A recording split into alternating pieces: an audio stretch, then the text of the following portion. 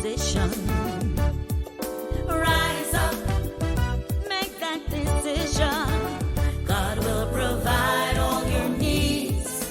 He wants you to succeed. Have faith of a mustard seed. Get up on your feet. Rise up. Welcome to another segment of the Drexel Steamer Show.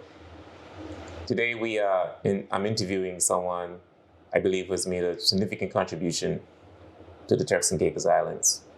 In fact, many people have made significant contributions. Sometimes we do not highlight them. And I want to take this opportunity to interview Mr. Walter Gardiner Jr.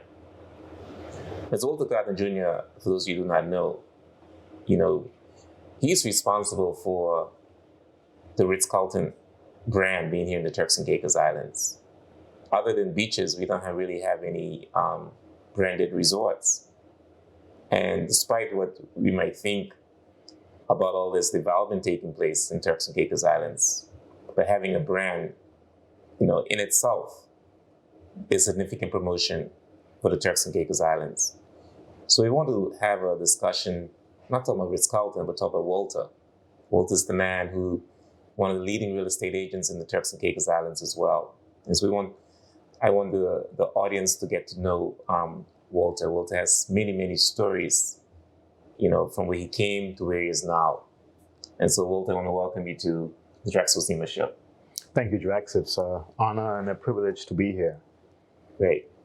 Now, Walter, tell us about, I know you grew up in Grand Turk, right? How was life growing up on the island of Grand Turk? Life on Grand Turk, it was interesting. It was fun.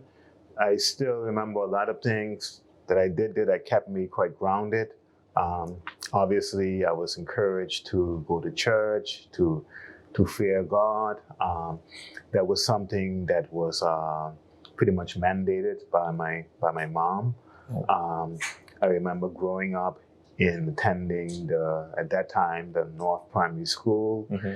and the H.J. Robinson High School. And even then, certain principles just stuck with me, the principle of hard work. Yeah. I remember in primary school, they made us learn this poem by, I think it's Henry Longfellow. You got good memory. You got good memory. Go ahead. It says, the heights that great men reached and kept were not attained by sudden flight, but they, while their companions slept, were toiling upward through the night. And many times during my life when I wanted to give up or, just forget about it, I would remember that poem. That's amazing. And I even taught it to all of my children. I like it. Yeah. Say it again. Say the heights that great men reached, mm-hmm. and kept, mm-hmm. were not attained by sudden flight, but they, while their companions slept, were toiling upward through the night. So they're working hard while everybody else sleeping, basically. Absolutely. Okay. You don't have to be physically sleeping, you can be mentally sleeping. Mm-hmm. I think many, don't hate me, but I think many Turks Islanders right now are sleeping. Mm. A lot of people are. Yeah. A lot of people are, yeah. And so after you left Grand Turk, you went and worked in the banking industry? I went to the College of the Bahamas, where I got my degree in business management. And then I returned and went and worked for Scotiabank for about a year. Well, what made you decide to go in banking? Well, when I returned from college, I definitely wanted to go to Provo because that's where I saw the opportunities. Mm-hmm. So I applied several places. I got 2 job offers. One was from Prestigious Properties. The other one was from Scotiabank. Oh. And, I saw a good counsel from my parents and my friends and others, and there was an overwhelming majority in favor of the bank. Basically because everyone didn't know much about real estate. What they did know was that it was commission-based, it was up and down, mm-hmm. not stable. And what they also knew was that a bank was a, very highly respected, mm-hmm. high-profile job. And they felt that because I had a college degree and, I was smart, mm-hmm. that I could probably ascend to the throne of a bank manager or something like that. So I went straight into banking. That's interesting. It's interesting you have those two offers. Yeah. From a real estate company and a bank, and Yeah. here you are now, in real estate. It's Yeah, amazing. yeah. So I was just stint at the bank. How long did you? Well, it was amazing because probably 1 week of taking, well, less than a week. I would say maybe 3 days afterwards. I was up late and I was watching this infomercial with this guy. His name is Carlton Sheets. And he was talking about real estate and how you could make so much money and have so much fun in real estate. And then from then I was like, oh man, I made the wrong choice. but I spent, that's an interesting story. I spent about just over a week in the bank before I went back. So Before you went back where? to the bank. Oh, okay. And then I got into real estate. So you only spent a week at the bank? Yeah. So to cut a long story short, I was wrongfully accused of something by a customer. Basically, he said that I threatened to do something to him and that he did some background checks on me, and I had just come fresh from the Bahamas and I was hanging out with gangs over there. Oh. And he got me fired just by saying that sort of stuff. Wow. What year and was this? This was in 1998. Oh. Yeah. Okay. Wow. They fired you for that. They fired me for that based on hearsay. But nevertheless, it really put a stain on my name in the community. It spread like wildfire. You know how bad news spreads. Yeah, and small gossip island. spreads. Yeah. So I couldn't get a job. I couldn't get a job for probably about 6 to 8 months. I was very depressed at that time. Of course. Yeah.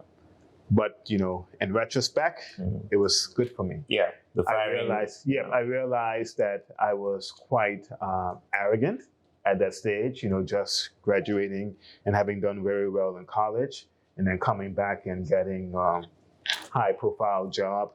I had some arrogance to me, and that. Really? Oh yeah, that.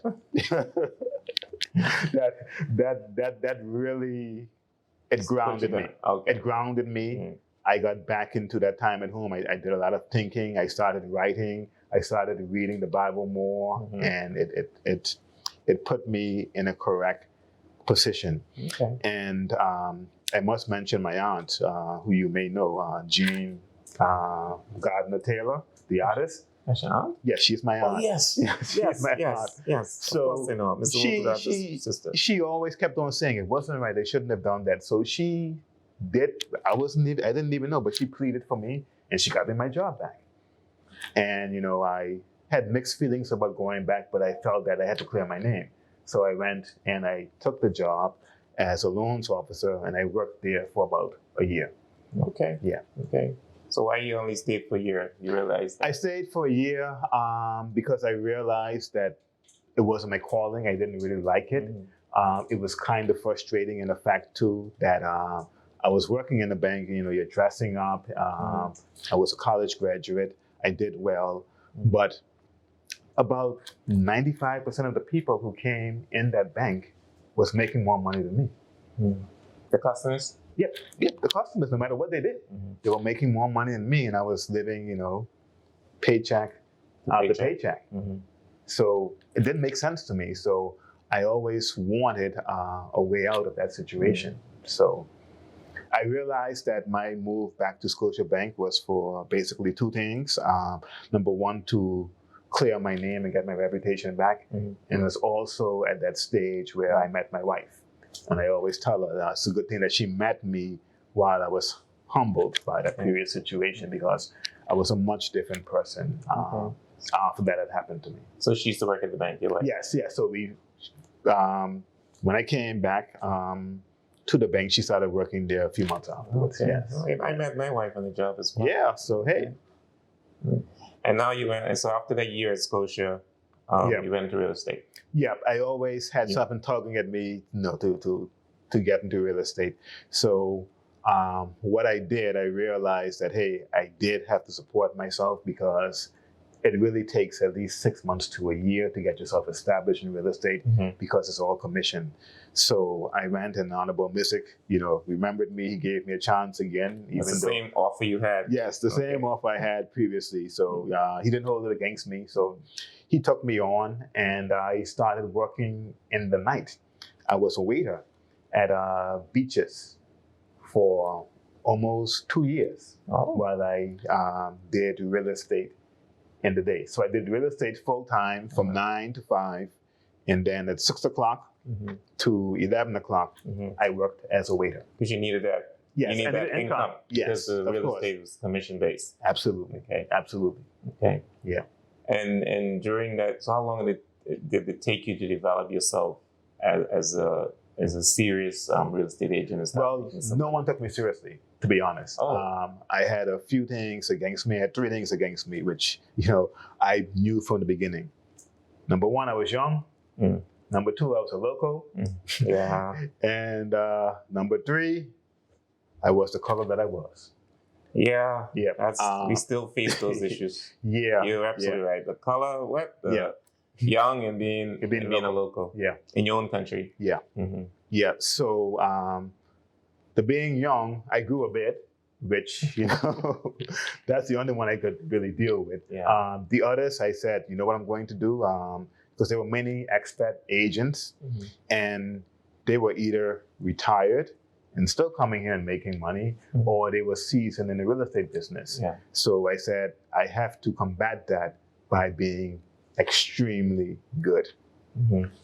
My skills would have to compensate for my young age, my nationality, and my color. Yeah. And so, how were you able to be good? So I had a couple of agents who trained me at that time. I'm not going to call one of their names, but that's okay. He did a very good job of training me. He told me, about the different legalities and what I had to do, all the technical stuff. But he didn't teach me how to sell. Now I always tell him, well, how do you convince someone to say this or do this? And he would always avoid how he actually did it. Until one time I was riding with him, and I saw that he has this briefcase at the time, and many of the young viewers wouldn't know what these look like, but it was a briefcase that held cassette tapes. It was filled with cassette tapes on sales training. Okay. So at that point, when I got the opportunity, we didn't have any fancy phones then. No. So probably not even any cell phones. No, we had cell phones. We had cell phones. We didn't have any picture phones. So I saw it one time, and while he was out, I grabbed a pen and paper and got the names of it all, and I got it for myself. And so you started learning. So I started learning. I literally turned my vehicle into my university. They keep playing those CDs. I kept playing CDs. I kept playing the tapes. Okay. Straight through. There wasn't CDs. There were cassette tapes. Yeah, I know. Yeah, the cassette. Yeah, we didn't have CDs back then. Probably. Yes. Yeah. Until I almost literally brainwashed myself and my children, because they could tell you too what the people were saying. That's nice. I remember the first time I made my first sale. The people seemed to like the property, and I did what the guy on the tape told me to do. He said, okay, if they like it, just ask them, are you prepared to make an offer? And they said, yes. So I almost fell off my legs when they said that. I'm like, what did you say? So yeah, I went and I prepared that offer.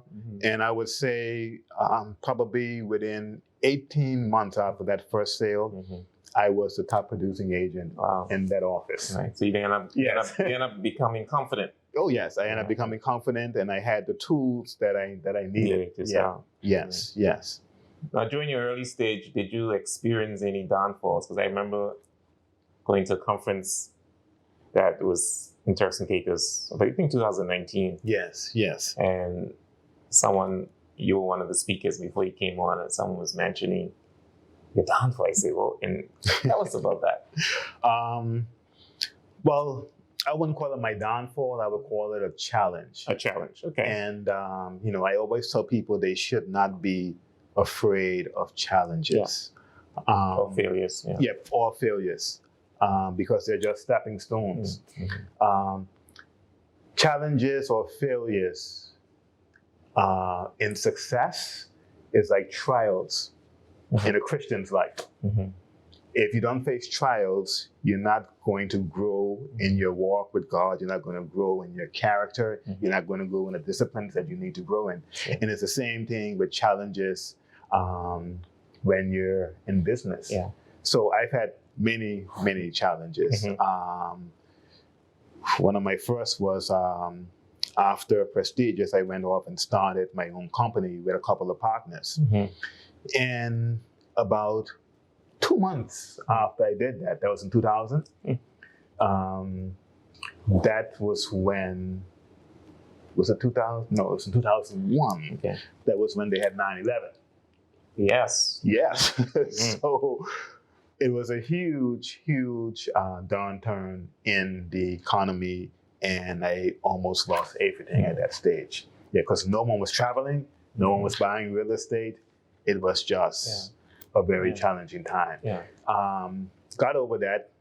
The next hurdle, which you were alluding to, it happened, I think, back in possibly 2008 or 2009, after that recession, whereby myself and a few friends had come together. We had bought a parcel of commercial land, good-sized parcel, 4 acres, and we were making payments to the bank.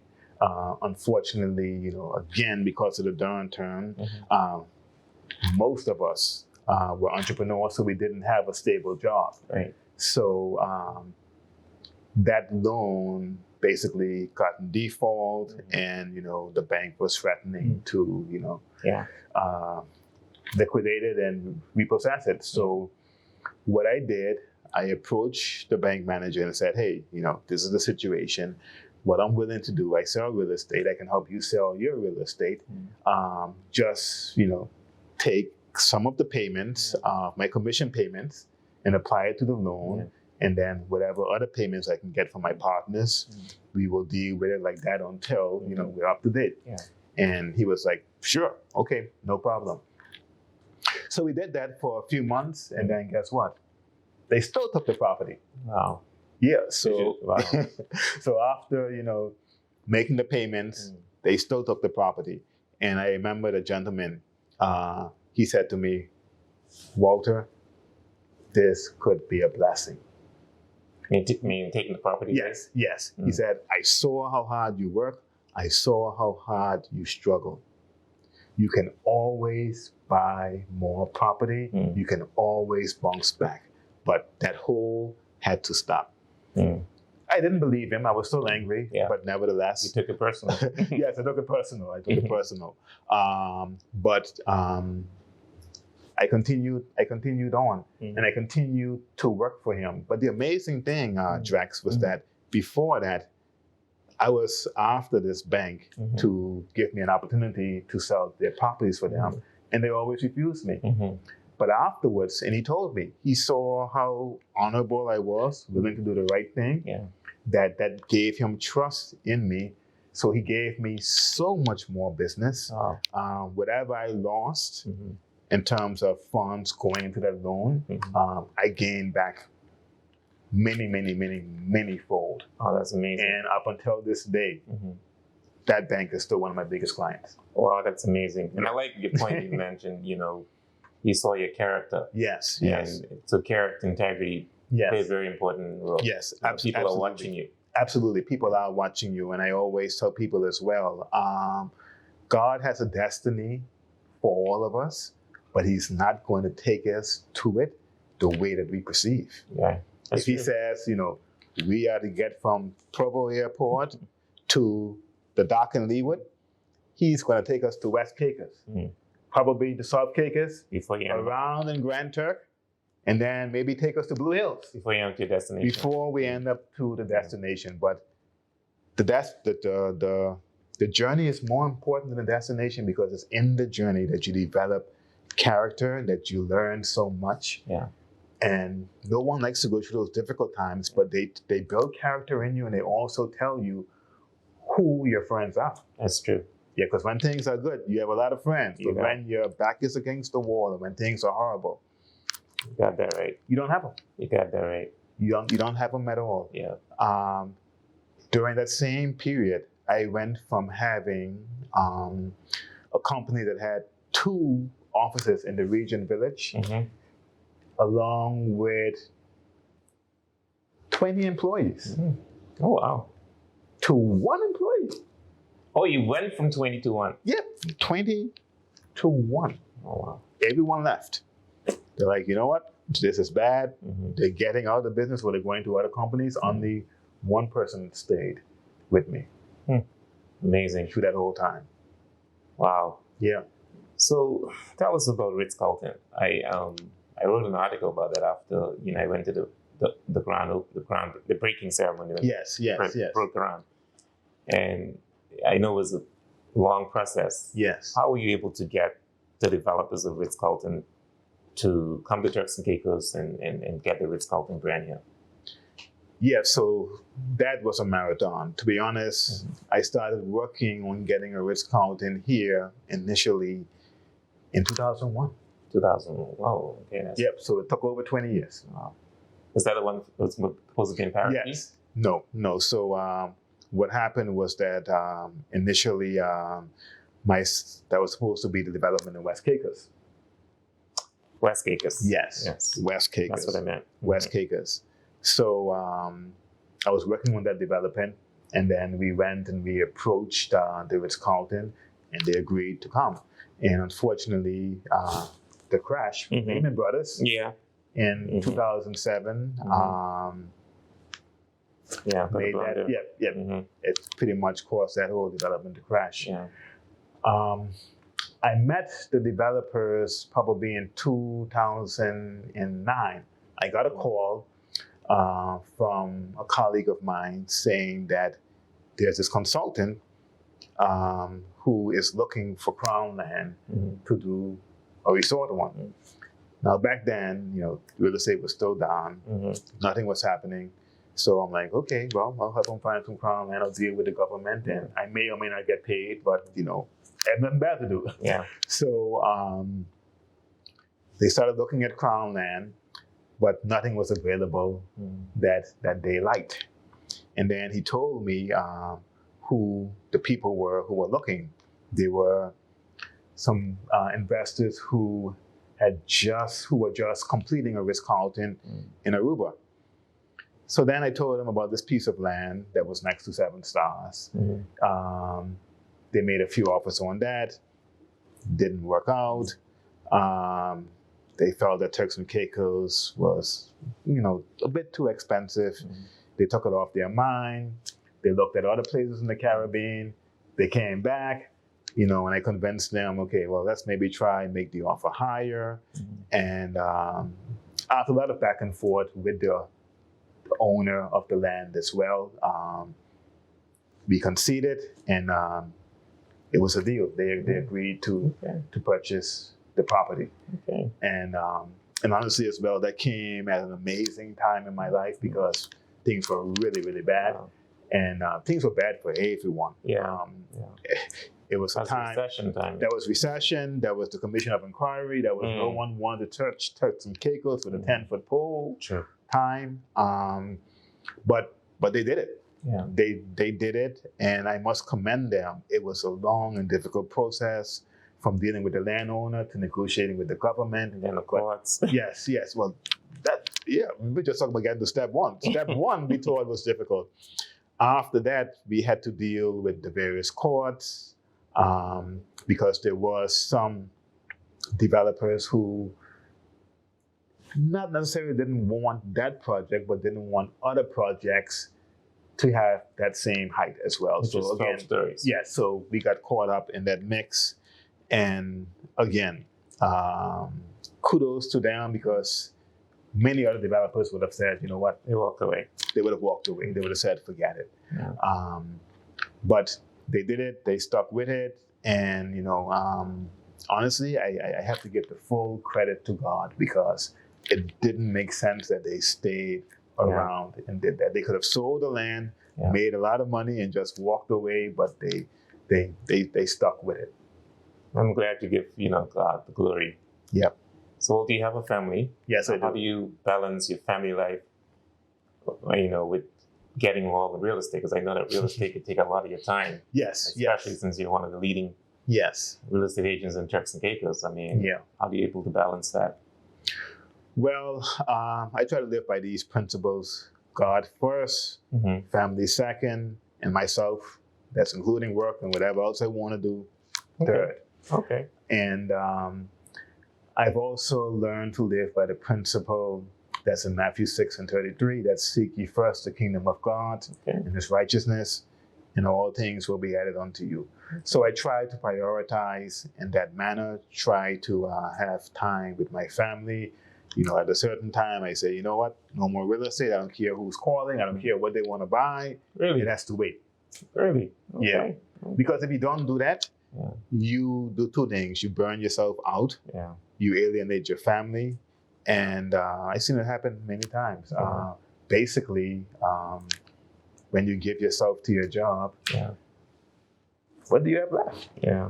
You die the day after, life goes on. You get replaced. Yeah. Somebody else is going to take it over. Yeah, Absolutely. life goes on.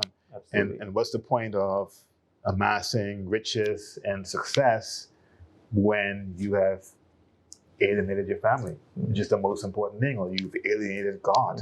It doesn't make sense. Absolutely. But what helps, honestly, I must say there are many, many real estate agents out there who work harder and they work longer than I do, put in more hours than I do. But I choose to put God first and allow him to add what he needs to add to me. I like it. I love it. Yeah. Okay. Well, Walter, thank you very much for being on the show. It was very informative. Thank you for having me. Oh, definitely. I'm glad you was able to come.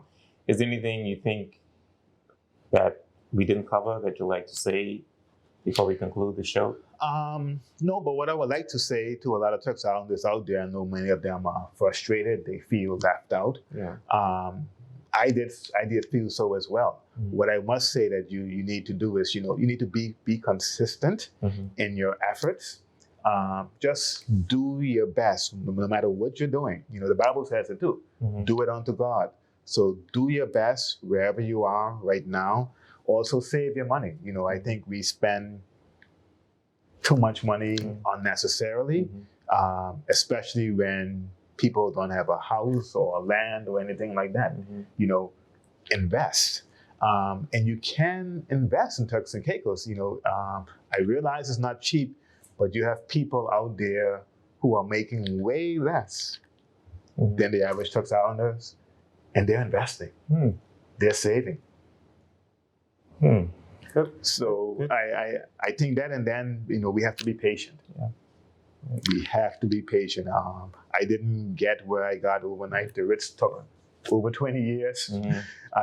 Many sales that I work on. Sometimes it takes me 7 years. It took me 7 years one time to close a deal with one client. Wow. The patience. Yeah. So we need to have that patience, and most of all, put God first. Got it. He knows our ultimate destination, and if we trust him, and if we be faithful to him, he will get us there. Yeah. Well, thank you very much again. Yes, You've been watching the Drexel Seaman Show, and I hope that you are inspired by the show, and I hope that Walter has demonstrated to you how important character, integrity, matter, and also, to be patient and not to give up. And sometimes you may experience losses in your life, and you may, feel that that's the end of the world. And Walter has shown us that he has experienced those losses. But out of those losses came something great. He lost his job. He was fired, actually. Yeah. And he lost his 4-acre property. But now he has almost tripled in what he had lost, or more than triple what he's lost. And so the key thing is you have to be patient. You have to give up. Don't give up, and maintain your character, and always put God first, which is really the main thing. Yep. Based on my discussion with Wilson. with Mr. Gardiner, is put God first. So thank you again, and I want you to rise up and take your position.